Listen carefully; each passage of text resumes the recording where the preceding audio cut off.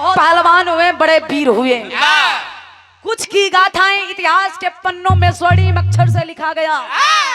कुछ वीर, कुछ पहलवानों की गाथा इतिहास के पन्नों से गायब कर दिया गया।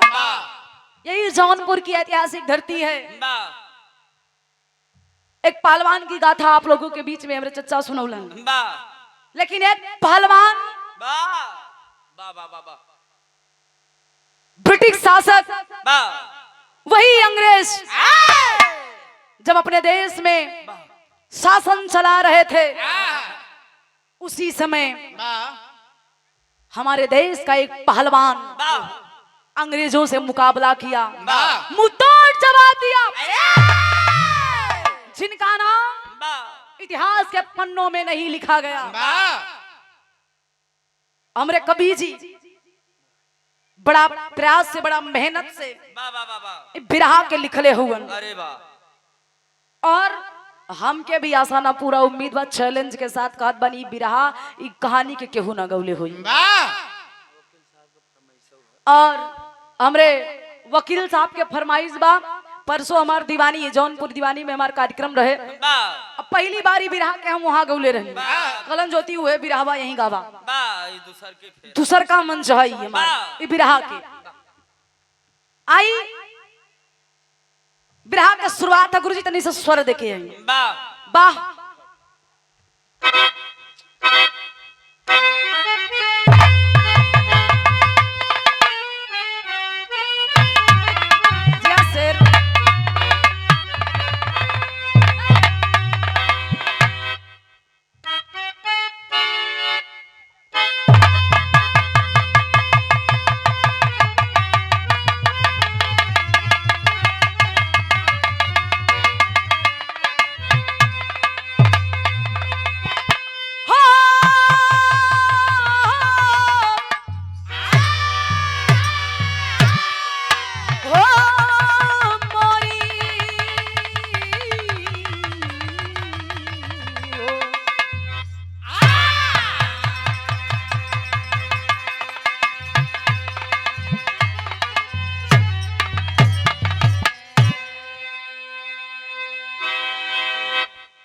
चचा, आजकल बिरहा में जो नैका नैका गवैया चलत हुआ जेके हिट होके के बाद कुछ लोग बड़ा सवाल जवाब करेलन।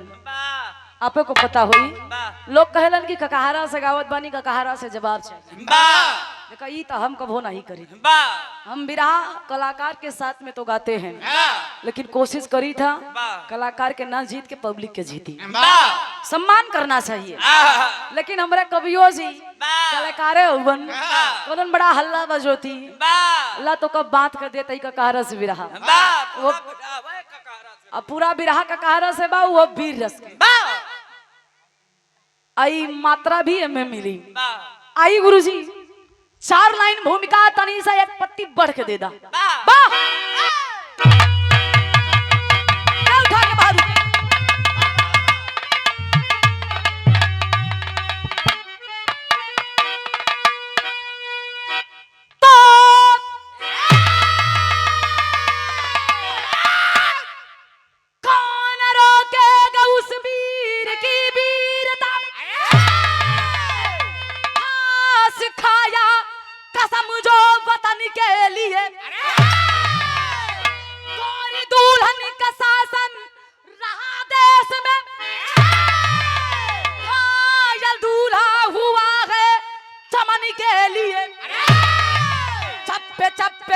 आतंक छाया रहा, छा गई हर तरफ मौत ही मौत।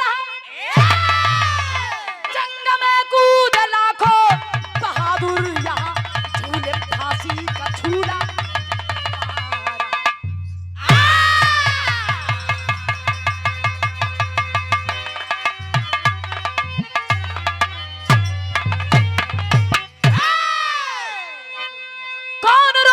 उस वीर की वीरता खा सिखाया कसम जो वतन के लिए, गोरी दुल्हन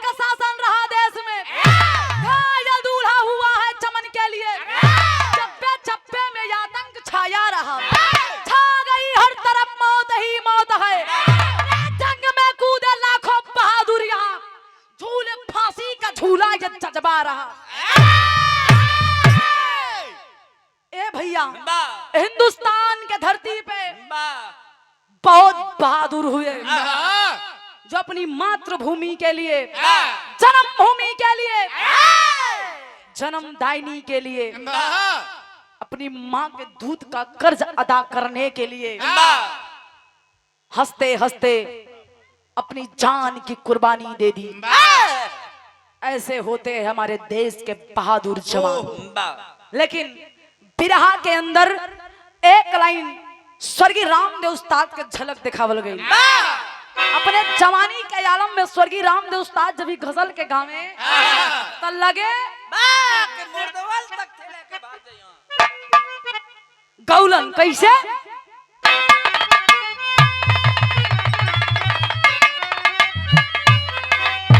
शाबाश।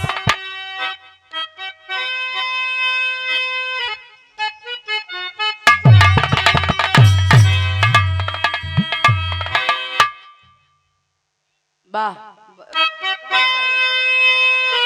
बस बस इशारा दे दो। अरे काबे में,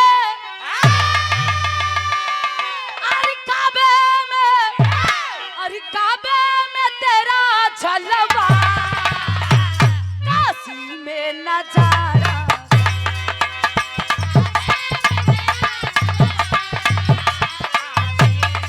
बहादुरी है।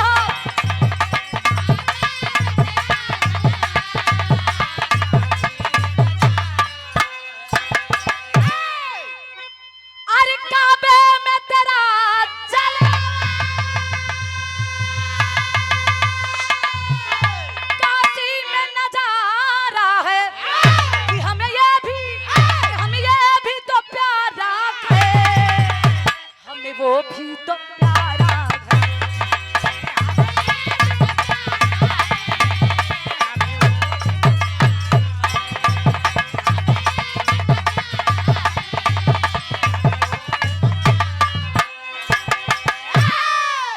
काबे में तेरा जलवा, काशी में नजारा है। अरे हमें ये भी तो प्यारा है, हमें वो भी तो प्यारा है।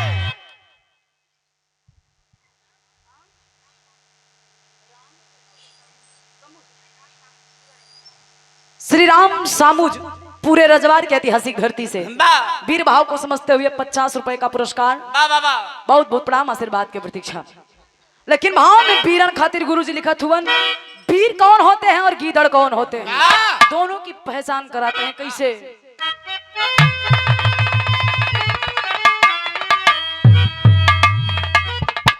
अरे टकराए, अरे टकराए क्या गीदड़ सबसे रे दखाड़े,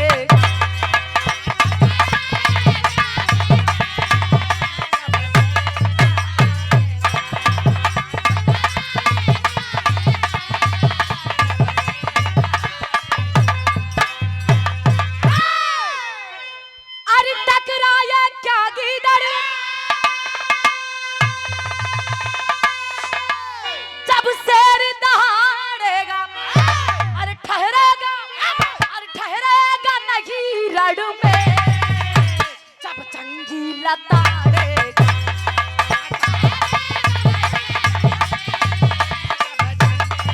जियो जियो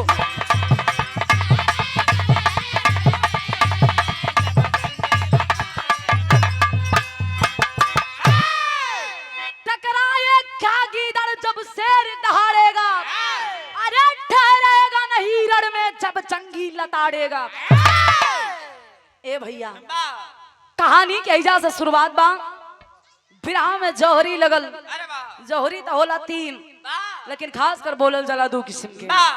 एक स्वर्गीय रामदेव गुरु जी के अंदाज में, एक स्वर्गीय बुल्लू गुरु जी के अंदाज में। तो अच्छा हमरे सुनोबे कैलन। स्वर्गीय रामदेव गुरु जी और बुल्लू गुरु जी में जब बिरहा होए तो बिरहा में आनंद बड़ा हुए, एक से बढ़ के एक वीर। बुल्लू गुरु जी खड़ा हो तो कहा, ए रामदेव बड़ा चिगरत हुआ हो, देखा छुआवत बानी। आदरणीय हमारी धर्म की चाची जी और हमारे बड़ी बहन विजय लक्ष्मी जी की चाची जी और धर्म की हमारी चाची, आपके द्वारा ये शानदार 100 रुपए का पुरस्कार, चाची के चरणों में प्रणाम। और हमरे विजय लक्ष्मी दीदी के भी बहुत बहुत प्रणाम। मालिक ऐसे आपके बनौले रहे भगवान, तथागत भगवान बुद्ध के आशीर्वाद मिलत रहे, बाबा साहब के। आप यूं ही दिखाए हुए मार्ग पे चलत रही और समाज के आगे बढ़ावे में एक कदम आगे बढ़ के आपके चले के परी। ए भैया, बुल्लू गुरुजी अंदाज बड़ा कर मिजाजी अंदाज रहे। ये देखा, ये बुल्लू गुरुजी के अंदाज बा कैसे।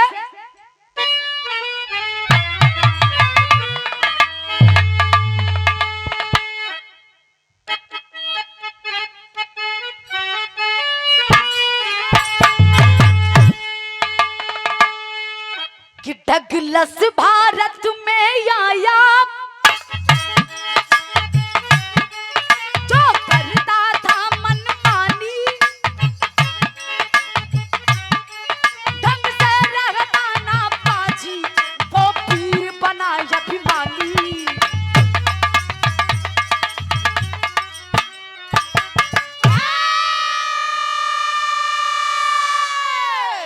शाबाश शेर। ई रहल बुल्लू गुरुजी के अंदाज। अच्छा, स्वर्गीय रामदेव गुरुजी जब खड़ा हो तो उनका अंदाज रहे कैसे भैया। अरे ताकत यजमाए कोई, अब का भाई ऐसे ना होए भाई, कब कैसे होई। बारे बहादुर। हेलो हेलो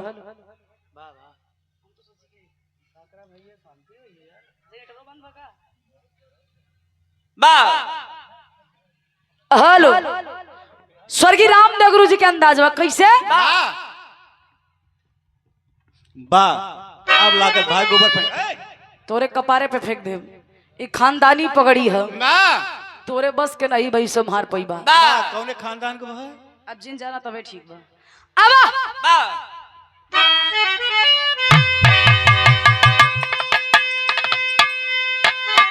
अरे ताकत यजमाए कोई, भारत का जो था सानी, देखता न अखाड़े ऊपर, जो वीर बना अभिमानी, जंगल में हाथ मिलाए, भारत का कोई बहादुर, टकरे जा चौतरफा, लड़ने का मन माया तू, हाथ कोई मिलाए, डगलस का नाम जमाता, जमीन वही भारत, नहीं कोई दिखाता, फरमान सुना जब जंगी, कंचन से कहा जाए, अंदर से गया, सियार ना लड़ता, बनैन में या, कंचन कर, जाना भले रण में, जो कहीं, जो सारा, बहादुर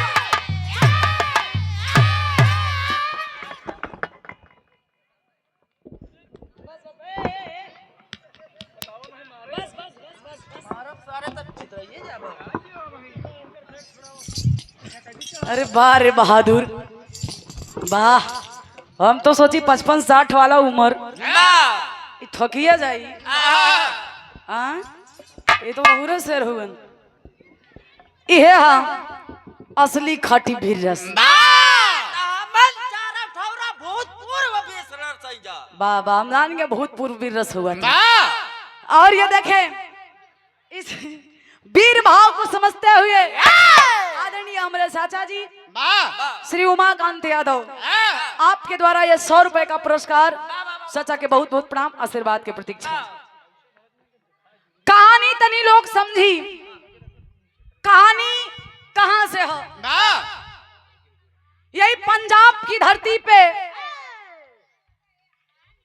एक पहलवान जेके नाम बतावल गईल जंगी पहलवान, तैयारी करत हो लड़े के, लेकिन यही बिचवा में ए बाबू ब्रिटिश शासक जेका नाम बतावल गई रॉबर्ट्स, रॉबर्ट्स के बेटा जेका नाम बतावल गई डगलस पहलवान। रॉबर्ट्स अपने बेटा डगलस पहलवान के भारत की धरती पे, हिंदुस्तान की धरती पे लेकर आया, ऐलान कर दिया केहू का बाजू में ताकत जो हमरे बेटा के पंजा मिला ले और हमरे बेटा के मुकाबला या के अखाड़े में कर दे। बा कोनो के माई दूध पिलौले जो हमरे बेटवा से मुकाबला करी। ए बाबू यतने बतिया जब जंगी पहलवान सुनलन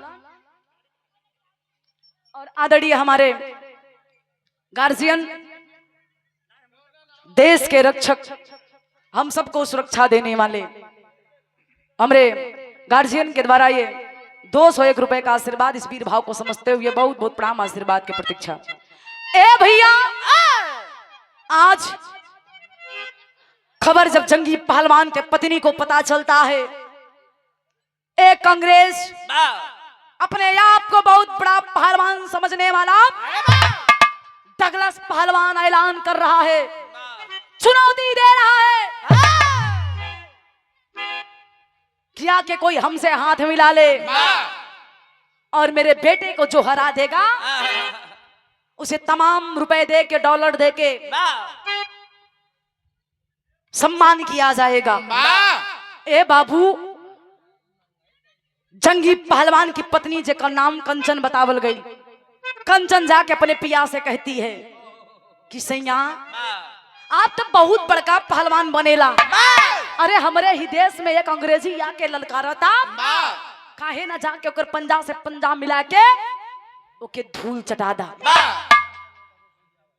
और अपने आप के पहलवान समझेला, रोज एक झूठ ही लंगोटा सियावेला।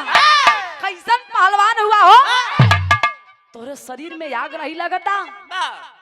दुल्हनिया कहता का कली भैया, तरस लगी। जियो जियो।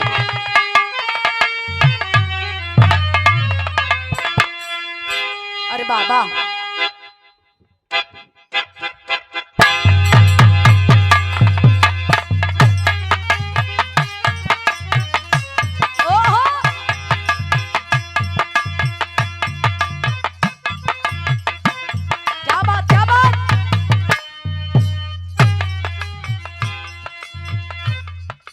पटना से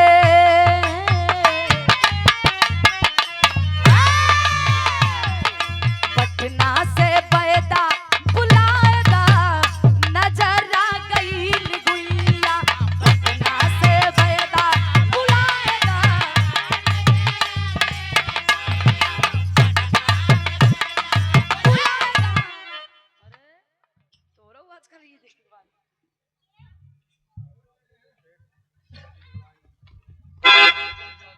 वाह, श्री राजनाथ यादव एडवोकेट साहब, सिविल कोर्ट जौनपुर, और 100 रुपया के आशीर्वाद पूर्णमासी मुंशी भट्टा के मुंशी। भट्टा मालिक, भट्टा मालिक हो 100 रुपया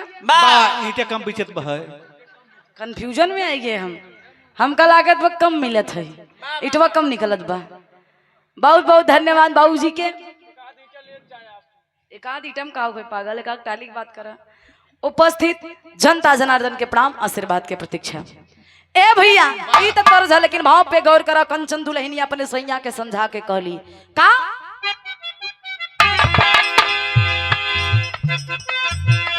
श्री सुधीर कुमार पूरे रजवार ऐतिहासिक धरती से 100 रुपया के आशीर्वाद कहना है।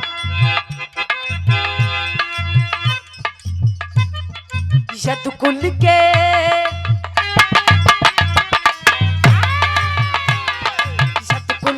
पगड़ी बजाएला, पिया जंगल में जाई। यदुकुल के पगड़ी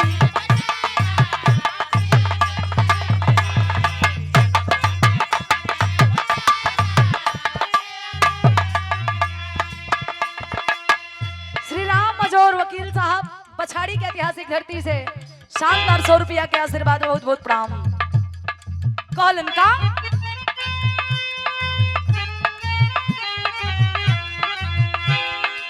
कुरुक्षेत्र में गईले हो दंगल रचाई,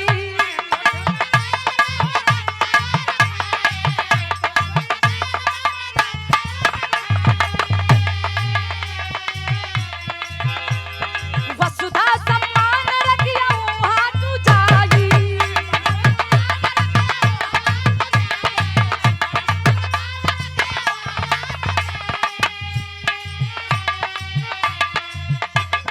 लागिना लागिना जिनगिया में दाग हो, किया दंगल में जाई। लागिना जिनगिया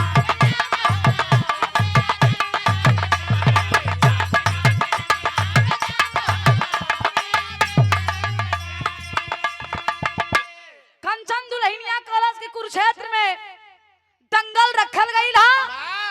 जाके उ दंगल में भाग लेके डगलस से कुश्ती करके अपने भारत माता के इज्जत के मान मर्यादा के प्रतिष्ठा के बचाला।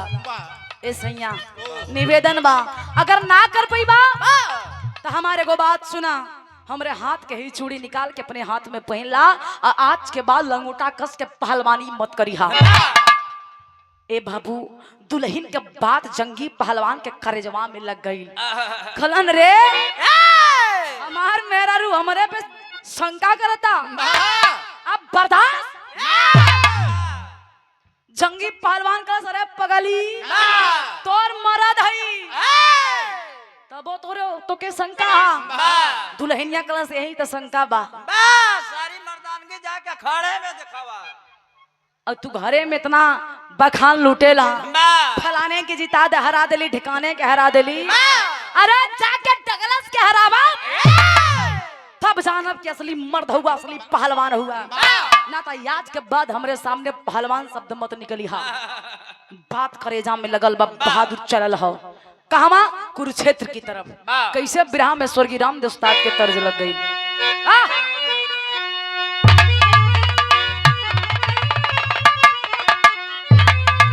क्या बात,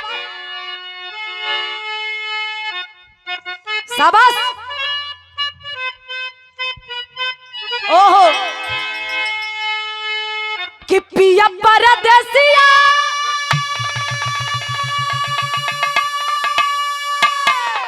न भावे यंगनमा, अरे बयरी बनली बा सजारिया हो मोरी उड़ी उड़ी जाली अजरिया। जियो ले बहादुर बनके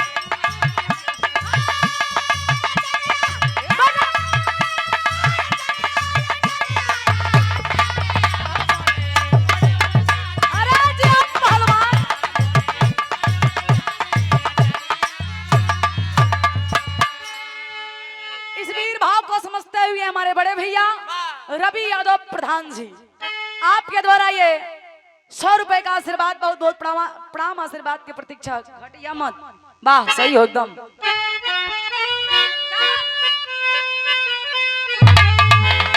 अरे षड्यंत्र दंगल में डगलस तब कइले,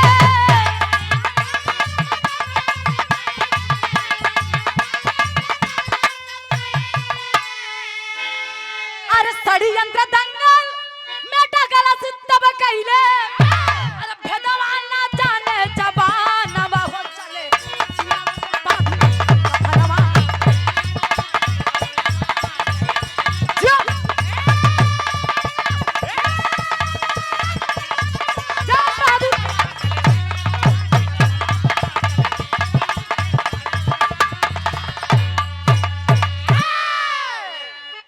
डगलस के पता चलल बा षड्यंत्र करत है का कैलाश। सबस शोर भारी मचल देख मचल हाहाकार हो,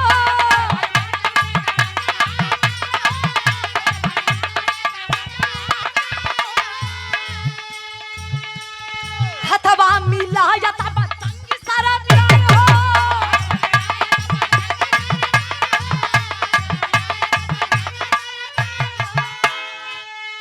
अरे त्राही त्राही मची गईला अब देखा चारुवरिया अरे गनिया के फूलल बगानवा हो चले सिरवा पे बांधी कफनवा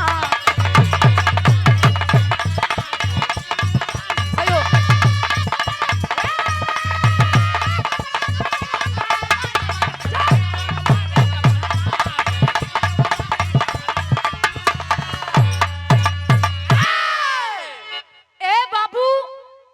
डगलस पहलवान और जंगी पहलवान कुरुक्षेत्र के मैदान में आते हैं आमना सामना भइल बा जंगी पहलवान अपन निगोटा कसलस वह डगलस पहलवान के पीठ थपथपावा था के डगलस पहलवान के पिता जी का नाम रॉबर्ट्स बतावल गई पिठिया ठोकलस कलस के बेटा जाके हिंदुस्तानी का धूल चढ़ा दे बता दे डगलस से मुकाबला करने वाला कोई पैदा नहीं होगा ऐसा मात मरिहा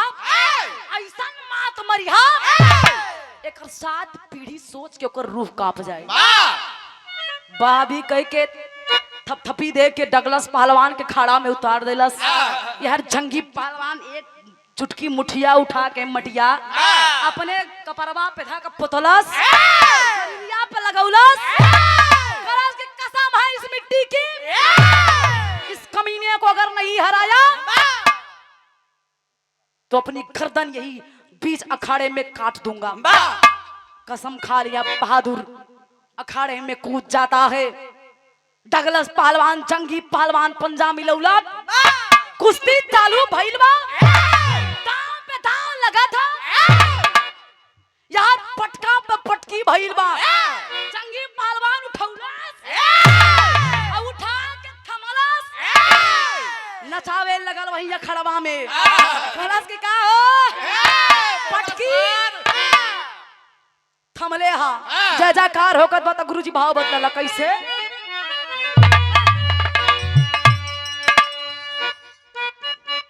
शाबाश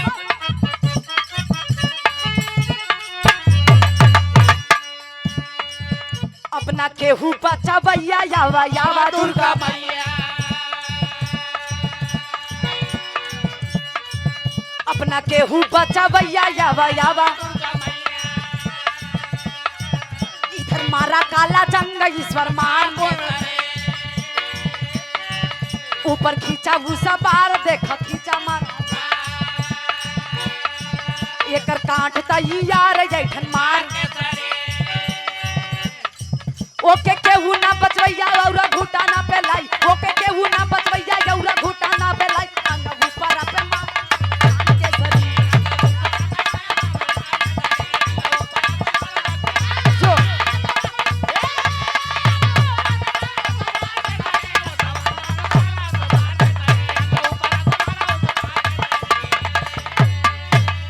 जंगी पहलवान डगलस के ऊपर उठौलस चार मेरी घुमौलस उठा के धरतिया पे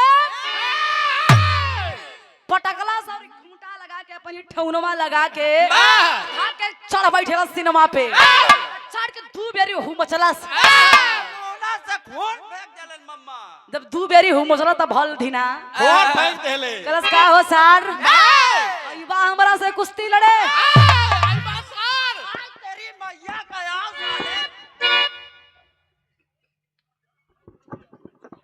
अरे बारे जंगी पहलवान थाम के पीछे तक थाना ही बा ए भैया जंगी पहलवान जब दबलस खून फेंकलन जय जयकार होए लगल वही कुरुक्षेत्र के मैदान में कलनबार जंगी देखा देला सरवन के कितना औकात ह बड़ा इनन के गुमान रहिल यार खबर बाबूजी रॉबर्ट्स के मिलल बा रॉबर्ट्स आश्चर्यचकित हो जाता है अरे हिंदुस्तान में इतना बड़ा बहादुर मेरे बेटे को हरा दिया अगर ऐसा ही चलता रहा तो मेरी हुकूमत बंद हो जाएगी एक चाल चलस कवन चाल बाबू बिरहा में तरस लग गई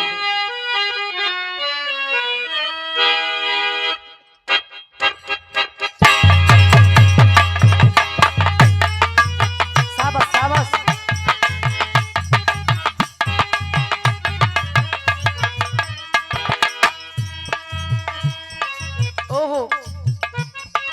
ये गीत है सही हो। गंगा जी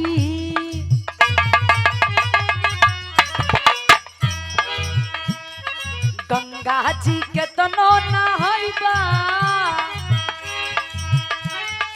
गंगा जी के तनो नहाइबा, पतर तिरिया ना पाइबा राजा।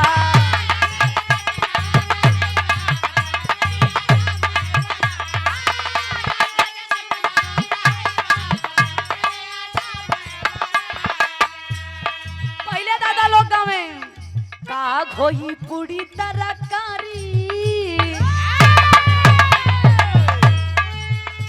ये हमारा माई बहन है जौनपुर की धरती से, जौनपुर के फेमस गीत है भैया। हमार माई बहन गावत रही पहले का घोई पूरी तरकारी,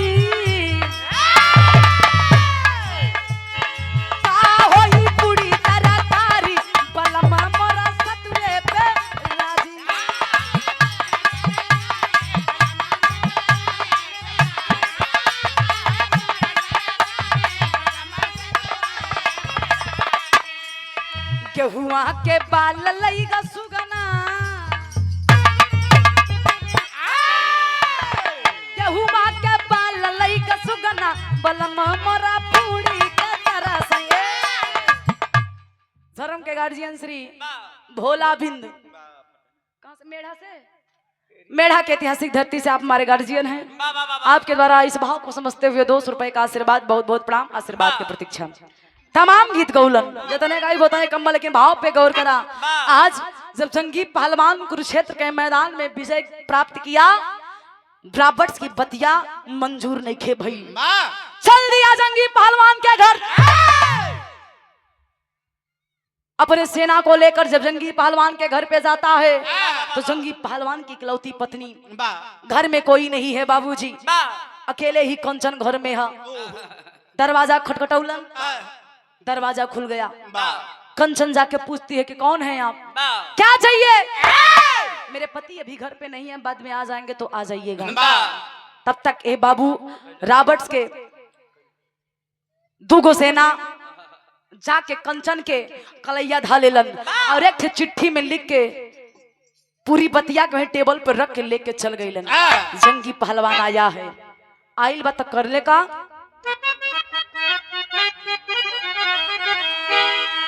अरे कंचन के धई के कलैया, अरे कंचन के धई के कलैया, मुदैया फरार होई गईले।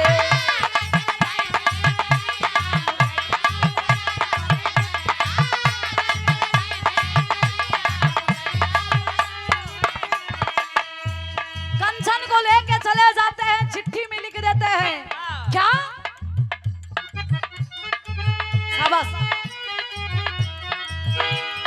पतिया में लिखले कोलाची में यही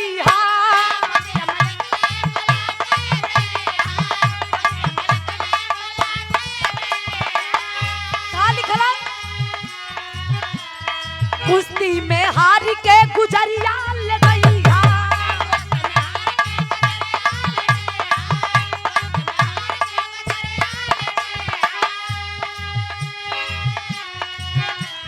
करिहाना कहुनो चतुरैया, करिहाना कहुनो चतुरैया, मुदैया फरार होई गईले।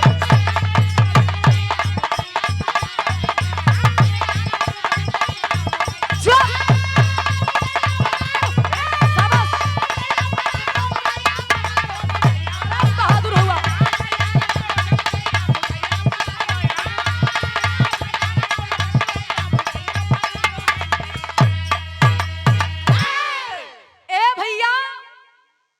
चिट्ठिया में लिखलस कि अगर अपने पत्नी से प्रेम है, बड़े बहादुर बन रहे हो, बहादुरी के साथ साथ एक बात याद कर लो, तुम्हारे घर में एक बीबी है।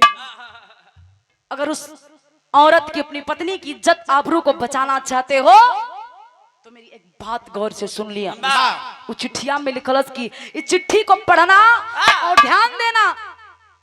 पत्नी की इज्जत आबरू को अगर बचाना है तो कोलाची की धरती पे चले आना।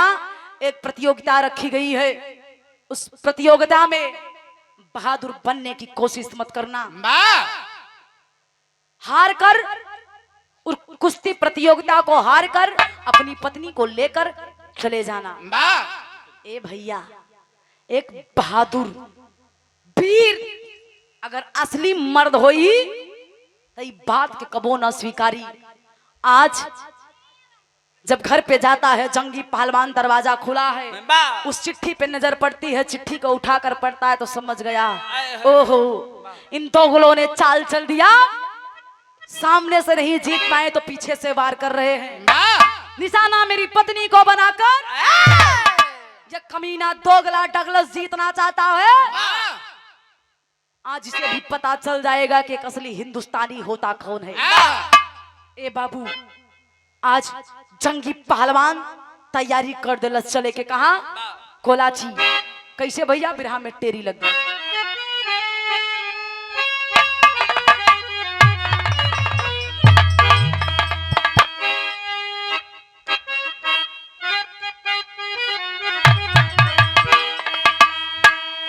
और कसम है वसुधा माई तोहरी, अरे कसम है वसुधा माई,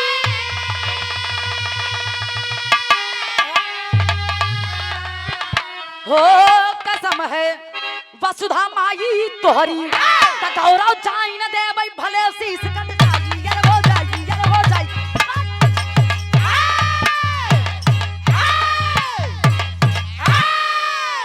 सही हो, गौरव जाई न दे भाई भले शीश कट जाई, कसम है वसुधा माई तोहरी। कसम खा लिया, बहादुर चल देता है कोलाची की धरती पे।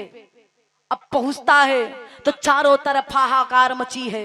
अरे वही डगलस, वही जंगी पहलवान जो कुरुक्षेत्र के मैदान में जंगी को हराकर, सॉरी डगलस को हराकर जंगी पहलवान विजयी हुआ। आज तक कुश्तिया में बड़ा आनंद आई, लाखों की संख्या जुटी है बाबू। तब भैल का तरज बदलत है।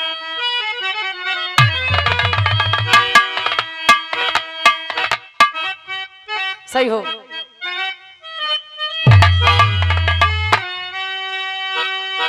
अरे माता हो ललनमा दैदा, अरे माता हो ललनवा दैदा,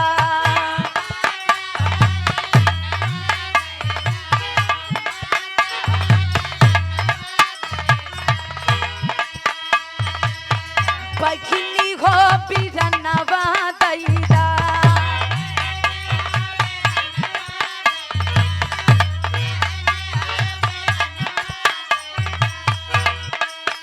माता हो ललनवा दैदा, बघिनी हो बिरनवा दैदा, देशवा के खातिर यापन, देशवा के खातिर यापन सागर हो गगनवा दैदा।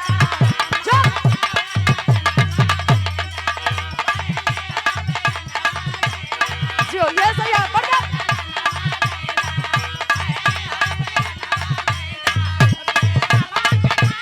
जियो जियो।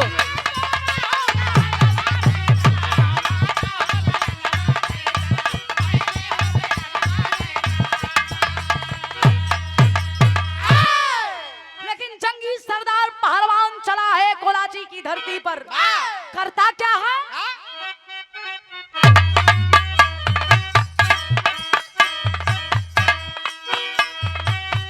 चलल पहलवनवा जंगी,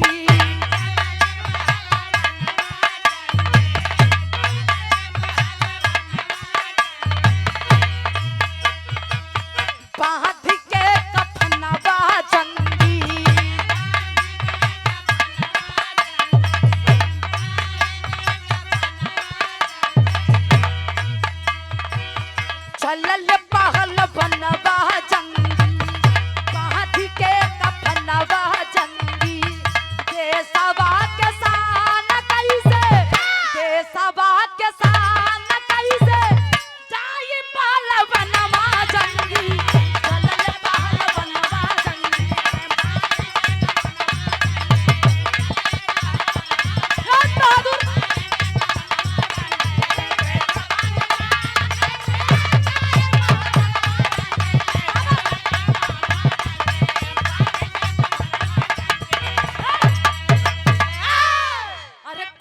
कराची में पहुंचा जाई जांघिया निगोटा लाई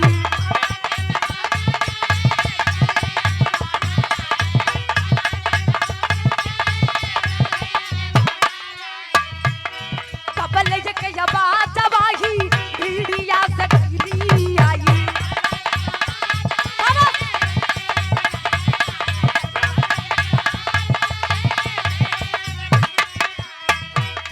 बाबू के पगड़िया रखिया बाबू के पगड़िया रखिया नमाज नमाज चली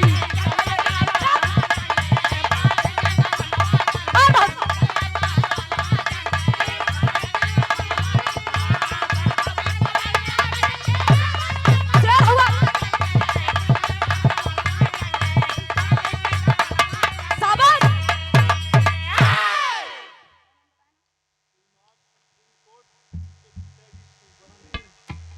Shri Shivnath supreme court advocate साहब उनके आप पिताजी शिवबरन बिंद सम्मानित पूजनीय पिताजी श्री शिवबरन बिंद आप गार्जियन के द्वारा यह शानदार 100 रुपए देकर सम्मान किया गया। बहुत बहुत प्रणाम इस वीर भाव को समझते हुए। हमारे सूर्यवान चचा के सुपुत्र आयुष गौतम छोटे बाबू की तरफ से 50 रुपया का पुरस्कार। बहुत बहुत प्रणाम आशीर्वाद की प्रतीक्षा। गौर करिएगा बाबूजी, जंगी पहलवान कोलाची के मैदान में पहुंच जाता है, हाहाकार मचने लगा। यहाँ डगलस कमीना जंगी पहलवान की दुल्हनिया के ले जाके अपने महलिया में साफ सफाई करवावत रहे। धीरे धीरे साफ सफाई करत करत बाबूजी ड्यूटी कंचन दुल्हनिया के लग कहाँ गई? कैद खाना की तरफ। जब कैद खाना की तरफ लगल तो कंचन दुल्हनिया कैद खनवा के साफ करत करत एक दिन एक कैदी से भेंट हो गई। श्री राम पलट यादव मेढ़ा की ऐतिहासिक पावन धरती से आप गार्जियन के द्वारा 100 रुपए का पुरस्कार। बहुत बहुत प्रणाम। और ये मुंबई की जो ये माया की नगरी कही जाती है, मुंबई की ऐतिहासिक धरती से ये रुपए नहीं आशीर्वाद है मेरे लिए। हमारे आकाश भैया के तरफ से ये शानदार 100 रुपया के आशीर्वाद। भगवान से यही कामना बा कि आपके कमाई में दिन दुना रात चौगुना तरक्की हो। ऐसे कमात रहा माई बाप के और जनता जनार्दन के समाज के आशीर्वाद आपके ऊपर बनल रहे। ए बाबू कंचन दुल्हनिया कैद खनवा के साफ करत करत एक कैदी से भेंट हो गई। 80-85 की उम्र रहल बाबूजी। शरीर पे चमड़ा के बजाय हड्डी का मात्र कंकाल बचा था। जाके पूछने लगती है कि बाबा, ए बाबा, कितना दिन से आप बंद हुआ? कमन दोष रहे आपके? वो वृद्ध पूछने लगता है कि बेटी क्या करोगी जानकर? मेरी तो 25-30 साल की उम्र यही बीत गई, क्या करोगी जानकर? कंचन दुल्हनिया कहा था कि ये बाबा बताइए ना, कितना दिन से कमीनन आपके बंद कैले हुए? वो वृद्ध बोलता है कि बेटी मैं एक पहलवान हुआ करता था। एक बार कुश्ती प्रतियोगिता में इस रॉबर्ट्स को मैंने मात दिया। उसी भीड़ में जय जयकार होने के बजाय एक कमीना मुझे जबरी कैदी बनाकर इस कैद खाना में हमेशा हमेशा के लिए कैद कर दिया। बस मेरा यही दोस्त था कि मैं पहलवान था और ईमानदार पहलवान था। पूछने लगती है कि आपका घर कहाँ है, कहाँ के आप निवासी हैं? वो वृद्ध बताता है कि बेटी मेरा घर पंजाब था। पंजाब? कंचन पूछते हैं कि पंजाब में? कहते हैं हाँ। आपके परिवार में कौन कौन है? वो वृद्ध कहता है कि मेरा एक बेटा था और मेरी पत्नी। तब तक कंचन की निगाह बुढ़वा के सिनेमा पे पड़ल। फटा कपड़ा, शरीर पे एक पतली सी बनियाइन, वो भी फटी हुई। जब सीने पे पड़ती है बाबूजी एक टैटू छुपा था। वो त्रिशूल का निशान दिखती है। कहती कि बाबा ये त्रिशूल का निशान आपके शरीर पे कैसे? कहते हैं कि ये खानदानी निशानी है मेरी। ये निशान मेरे ऊपर है और एक मेरे पिताजी मेरे सीने पे छपवाए थे, उनके भी सीने पे था त्रिशूल का निशान था। और मैंने अपने 1 साल के बेटे के सीने पे मैंने निशान को छपवाया। ये मेरी धरोहर है। तब तक तो बाबूजी बाबूजी कंचन दुल्हनिया अवाक रह गई।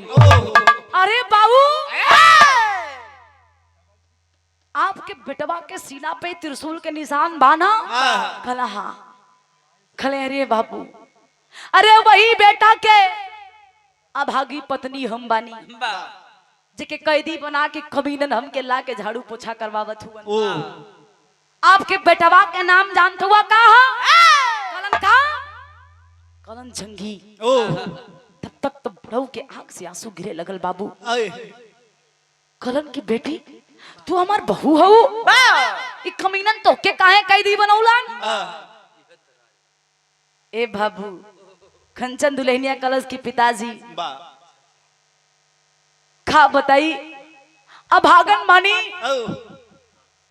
आंख से बाबूजी झरझर झरझर आंसू बहता। रोवत बकलस के अपने महंग के सिंदूर के हम बचा ना पोली। हमारा ही काला से आपकी तरह आपका बेटा भी बहादुर है, पहलवान है। जाके एक और बेटा रॉबर्ट्स के बेटा डगलस, वो भी पहलवान है बाबू। जाके कुश्तिया में पंजाब के कुरुक्षेत्र में कुश्ती रखल रहे, वहीं भेज देली। वो कुश्तिया में जाके कमीना के हरा देलन। कमीनन ओके हार नाम मंजूर भई, यही तक काल बन गई। हमके कैदी बनौले हुवन, लेकिन कमीनन अबे बाज ना आइलन। एक शर्तिया रखले हुवन। हमके सुने में आवत बा आज यही कराची के धरती पे एक कुश्ती प्रतियोगिता बा। वो कुश्ती प्रतियोगिता में एक शर्त बा कि कमीना जीती और हमार सैया आपके बेटा के हरा के हमरा बदला में लौटा दे। आग लगल बा बुढ़वा के। कहता है बेटी कैसे भी करके मुझे इस कैद खाने से आजाद कर, इस कमीने को मैं बताऊंगा। मौका पाके बाबूजी आज कंचन दुल्हनिया चबिया से तलवा खुल्लस और बुढ़वा बाप के लेकर चुपके से पीछे के गेट से निकल जाती है। पहुंच जाती मैदान में। जब मैदान में पहुंचा ले बाबू, जंगी पहलवान अखाड़े में कूदा है, मटिया के शरीरिया में लगावा था। तब तक बुढ़वा बाप के निगाह हुई सिनेमा पे त्रिशूल पे पड़ल, जन बचपन में त्रिशूल के छपौले रहलन। आँख से बाबूजी झरझर झरझर आंसू बावे लगलन। 1 साल के बेटे को छोड़कर गए थे, आज पट्ठा जवान हुआ है। देख के बाबू के खुशी के मारे आंख से आंसू गिरे लगल। आवाज लगा दिए, बेटा चुका ले अपने बाप का बदला, मार दे साले कमीने को। तब तक तो जंगी पहलवान घुमा के नजरिया देखत बा कि हमके बेटा के कालस। निगाह पड़ती है उस बुढ़े पर, उस वृद्ध पर। जाके जंगी पहलवान पूछने लगता है यार कुश्ती की तैयारियां हो रही हैं, डगलस को रियाज पे रियाज दिया जा रहा है। जाके पूछत बाबू क्या हुआ? वह निशानियां दिखावत हुवन कि अपने सीना के निशानी देखो हमरे, हम ही तोरा भागा बाप बानी जोन तो के ना देख पोली। बचपने में इस साले कमीने ने मुझे कैदी बनाकर जेल में रखा था। मेरी बात को सुन ले। जंगी पहलवान के पिता कहलन का बिरहा में पहपट लग गई।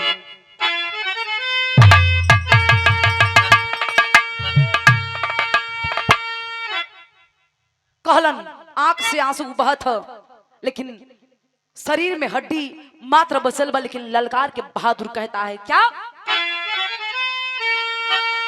अरे बाबू रोमई अपने गले लगाई हमारा बचावा हो। अरे बाबू रोमई अपने गले से लगाई हमारे बचावा हो। ये कर बाप कहीं ना दिल पठाई हमारे बचवा हो।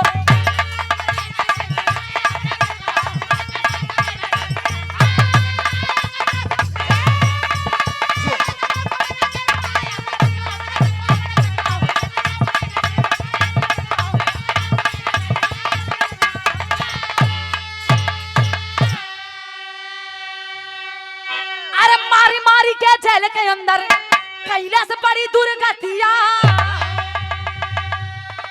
अरे बाप धरा के खातिर आज बचैया बेटा इज्जतिया।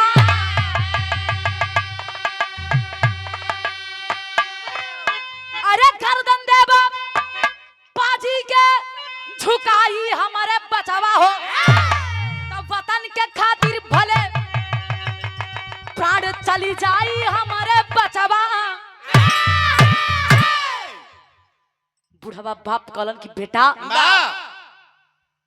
अपने बाप के इज्जत के अपने बाप के बदला चुकी हाँ, और धरती माता के आज हमरे ही धरती पे खड़ा होके एक कमीना हमरे ही के ललकारत बा।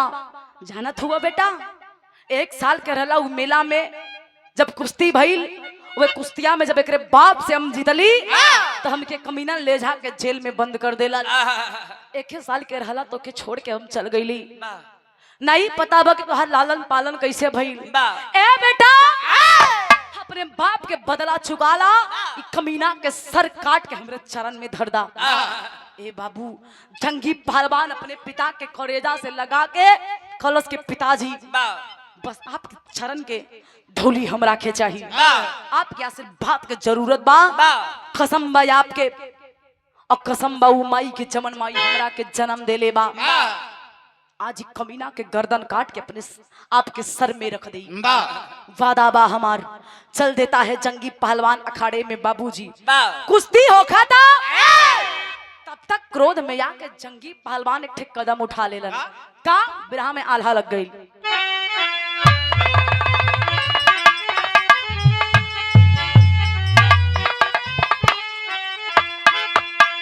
शाबाश।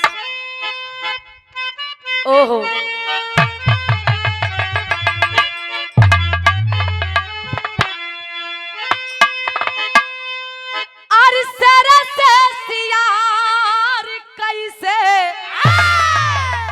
बाबू करी मसक करिया अरे गदा न चाली का वो आसा वाली चा।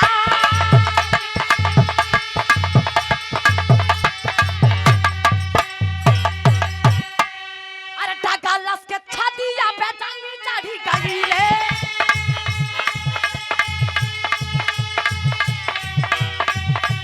मार मार चारू वरिया माचला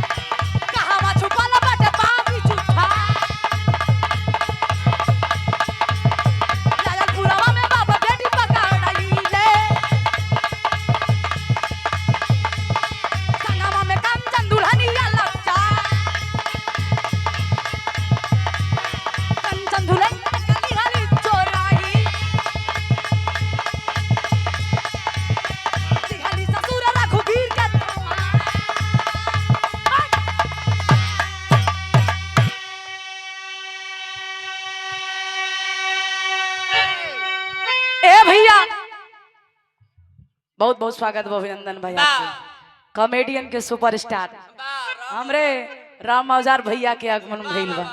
इनका नाम कुछ और है लेकिन कॉमेडी में राम औजार के नाम से प्रसिद्ध हो गए। आपके भी स्वागत बा। ए बाबू आज कुश्ती के मैदान में डगलस और जंगी पहलवान आमने सामने हाहाकार मच गया।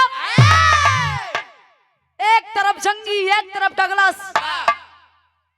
ए बाबू पंजा से पंजा मिलल बा, दांव पे दांव मरलन। आ तो जंगी डगलस के लगत बा कि हमार बाप जोने के चिट्ठिया में लिख के आई दे के आई रहलन, ई चिट्ठिया एक याद होई आ हमारा से ज्यादा ही दांव ना मारी। आज ही हारी तबे अपन मेहरारू लेके। लेकिन ए बाबू जंगी के दूसरे नशा सवार बा, उठा के पटकलस। तब तक वही भिड़िया से एक तलवार आइल बा, वही तलवारिया के लीला से सिनेमा पे चढ़ बैठलस। तलवार को हाथ में लेकर बाबूजी डगलस को सर के अलग कर देना, और ले जाके सर जंगी पहलवान अपने पिताजी के चरणों में रख देता है। चारों तरफ हाहाकार मचने लगा। खरी इता कुश्तियां नहीं, सीधा कहानियां खत्म कर देला। ए बापू, जब रघुवीर प्रताप के पैरों के नीचे डगलस का कटा हुआ सर पड़ा है, वही लतवा से डगलस के सर के रघुवीर प्रताप कचरलन और लेके बेटवा के अपने छल देलन। ए बाबू, आज रॉबर्ट्स के पता चलल बा कि हमरे बेटा के गर्दन कट गइल बा। भेज दिया अपनी सेना, पकड़ लाओ उन तीनों कमीनों को जिसने मेरे बेटे को मुझसे अलग किया है। ए भाग के बाबूजी तीनों जन पकड़लन कहा? लायलपुर में, जेके आज लाहौर के नाम से लोग जानेलन। लायलपुर में जब बाप बेटा बहू पकड़ाइल हुअन, तो ये रॉबर्ट्स कमीना जज की कुर्सी पे बैठ के ऐलान कर देता है, आज इन तीनों हिंदुस्तानियों को बीच चौराहे पे फांसी होगी, और सभी से अनुरोध है कि सभी चौराहे पे इकट्ठा हो जाएं। अच्छा, ये इकट्ठा काहे करत रहलस? ई खातिर कि आज के बाद कोनो हिंदुस्तानी कदम उठावे के बारे में ना सोची। अच्छा, एकर मौत बस फंसिए नहीं रहत। ई कमीनन जब केहू हिंदुस्तानी के फांसी दे तो उ लाश के वहीं बीच चौराहे पे टांग दे, चील कौए के हवाले कर दे, ना उनके अंतिम संस्कार करे ना उनके दफन करे दे। ये अंग्रेजों का नियम था बाबू। ई बतिया के रघुवीर प्रताप जानत रहलन। वह समय कंचन दुल्हनिया एक ठे चालाकी कैले रही। जब अंग्रेज के जेल से निकलत रहली, तब एक ठे पिस्तौल पे ओकर निगाह पड़ल। वही मेज पे रखी थी पिस्तौल, चुपके से जाके आंचल के नीचे अपने छुपा लेती है। वही पिस्तौल को लाकर जब बीच चौराहे पे अंग्रेज फांसी देने की बात करता है, तो धीरे से अचरवा के नीचवा से निकाल के वो पिस्तौल के अपने ससुर रघुवीर के हाथ में दे दिलस। रघुवीर प्रताप समझ गया कि अब हमारी जान नहीं बचेगी, इस कमीने के हाथ से मरना तय है। इसके हाथ से मरने के बजाय हम क्यों ना अपनी ही जान ले ले। गीदड़ की भांति नहीं, हम शेर की भांति मरना चाहते हैं।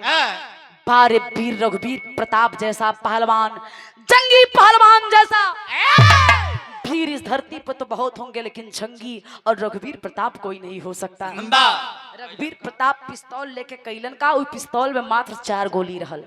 निशाना बनौलन के ब्याह के खड़ी में कहना पड़ा।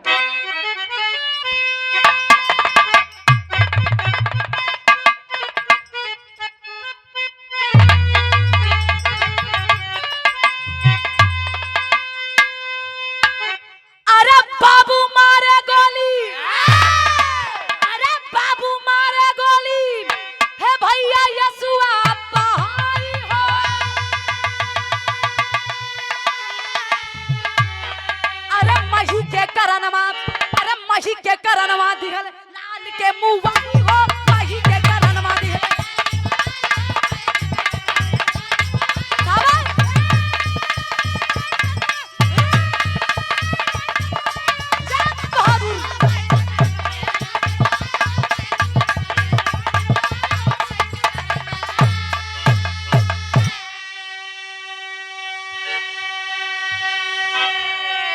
अरे पहली गोली अपने बेटा पे चला,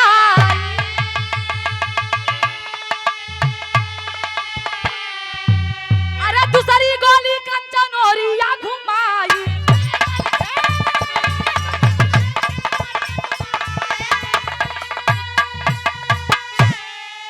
अरे तीसरी गोली अरे रॉबर्ट्स के मारे तीसरी गोली चलाई हो।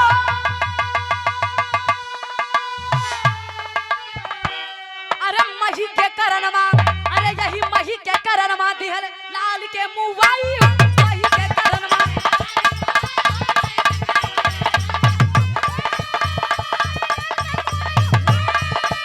शाबाश जिया शेर, भारत पहलवान।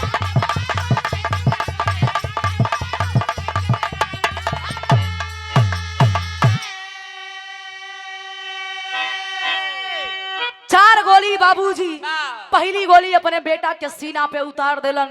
आंख में आंसू हैं, सोच रहे हैं कि जिस बेटे को देखने के लिए बरसों से मेरी आंखें तरस गई, आज उसी बेटे को अपने ही हाथ से मैं गोली मार रहा हूँ। लेकिन मैं अपने बेटे को एक भीड़ की भांति मरना देखना पसंद करूंगा। पहली गोली अपने बेटवा के सीना पे उतरलन, दूसर की गोली अपने बहू के, तीसर की गोली छच के कुर्सी पे विराजमान बैठा वह कमीना रॉबर्ट के सीने में उतार देते हैं। चौथी गोली जो बचल रहे कहलन ई तीनों के मार दिले तो हम जी के का करब। ए बाबू रघुवीर प्रताप अपने कनपटी पे चौथी गोली सटौलन, कैलन का अरे चौथी गोली अपने कनपटिया पे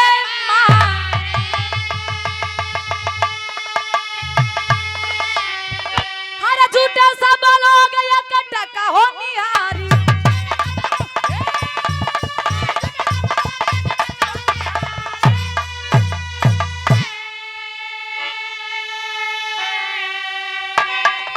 अरे इनकलाब वाला सब नरवा लगाई हो। अरे मही के करणमा दिहल के मुआई हो, मही के करणमा।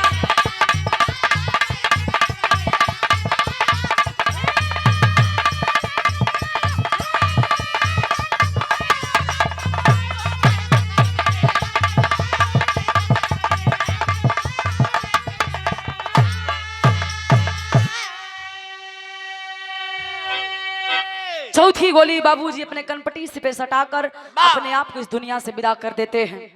ए बाबूजी ऐसे धन्य हैं हमारे हिंदुस्तान के वीर, कितने वीर ऐसे हुए जिनकी गाथाएं इतिहास के पन्नों में नहीं लिखी गई। इसी जौनपुर की ऐतिहासिक धरती से एक वीर, यही मछली शहर का एक वीर हुआ जो अंग्रेजों से लड़ने का काम किया, अपने समाज की बहन बेटियों की इज्जत बचाने के लिए अपनी जान की कुर्बानी दे दिया। उस वीर का नाम आज भी इतिहास के पन्नों से मिटाया गया। क्यों? वो दलित समाज का था, बहुजन समाज का था। शायद आप लोग नाम जानते हैं, उसका नाम था वीर बांके चमार। जाके इतिहास उठाकर पढ़ लीजिए, कहीं भी उनका नाम दर्ज नहीं है। सोचिए क्यों? उसने भी लड़ाई लड़ी, अंग्रेजों के खिलाफ लड़ी, लेकिन कहीं भी इतिहास के पन्नों में बांके चमार की चर्चा नहीं है। इसीलिए जब हमारा समाज शिक्षित हुआ तब धीरे धीरे हमारी कहानियां हमें मिलती जा रही हैं। अभी कितने ऐसे वीर हैं जो अंग्रेजों से लड़ने का काम किए। अपने समाज को जागना होगा, जागरूक होना होगा, खोजना पड़ेगा उन वीरों का इतिहास जो हमारे और आपके लिए अपनी जान की कुर्बानी दे दिए। अंतिम और आखिरी में कहना पड़ा,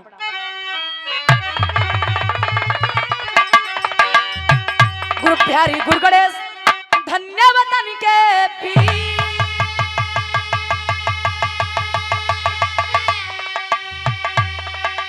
अरे स्वर्ग बसे चंद्रिका राम रे उठे गया के वीर हो।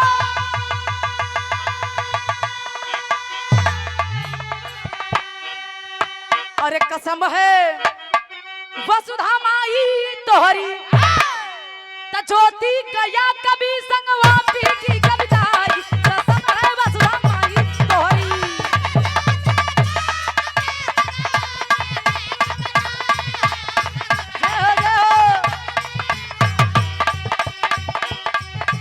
जय जय जिया जिया, बस लगी रहे मेरे देश की धरती सोना उगले उगले हीरे मोती। मेरे देश की धरती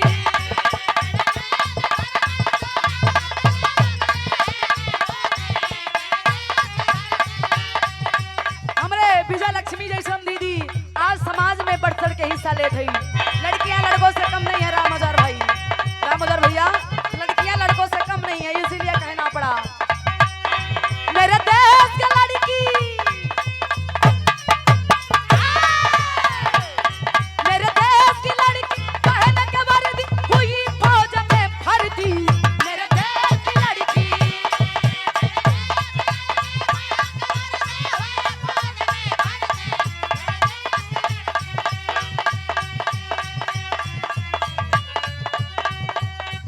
बहुत बहुत धन्यवाद। आप जाइए। बहुत बहुत धन्यवाद। अगर गावे बजावे में कोनो भी त्रुटि हुई आप लोग क्षमा करिए। हाँ हाँ ठीक ठीक।